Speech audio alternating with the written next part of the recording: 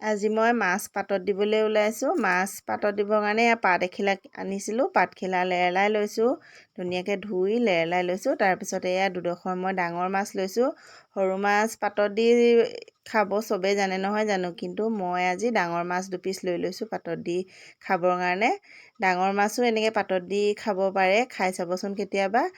আৰু ডাঙৰ মাছ পাতত দিওঁতে সৰিয়হো খুন্দি পেলানি ধুনীয়াকৈ দিব পাৰে, কিন্তু মই সৰিয়হ নাই দিয়া, কাৰণ মই সৰিয়হ দি খাই ইমান ভাল নাপাওঁ। সেইটো কাৰণে মই এয়া দেখিছে নহয় পাত লৈ লৈছোঁ।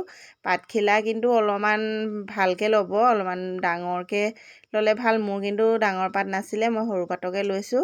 আৰু এয়া দেখিছে নহয় মই এটা ছাইডে নুৰিয়াই লৈছোঁ আৰু মুটুকাই লৈছোঁ, মানে দুইটা ছাইডে মুটুকাই এইধৰণে এনেকৈ নোৰাটো বনাব। অলপমান পাতটো ডাঠকৈ দিলে মানে ভাল হয়, কাৰণ ডাঠকৈ দিলে মানে তেতিয়া তলফালৰ পৰা পাতখিলা মানে শুকাই একেবাৰে পুৰি নাযায়। আৰু তেতিয়া ধুনীয়াকৈ মই এয়া টাৱা পাতি ল'লোঁ। মই লোহাৰৰ টাৱা এখন লৈছিলোঁ। লোহাৰৰ টাৱাখন পাতি মই এতিয়া এইধৰণে লুটিয়াই বগৰাই থাকিম বাৰে বাৰে লুটিয়াম। মই অলপ দেৰি মূৰে মূৰে লুটিয়াই থাকিম।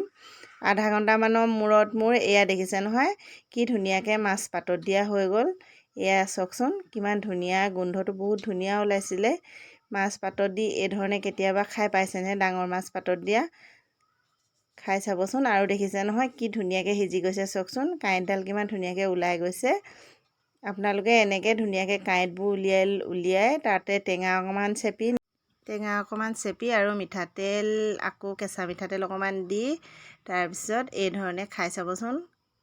পিঁয়াজো কাটি ল'ব পাৰে, কিন্তু মই পিঁয়াজ চিয়াজ নাই কটা। আৰু আপোনালোকে এনেকৈ খাই চাব, খাই কেনেকুৱা লাগিলে কিন্তু জনাবলৈ নাপাহৰিব আকৌ দেই।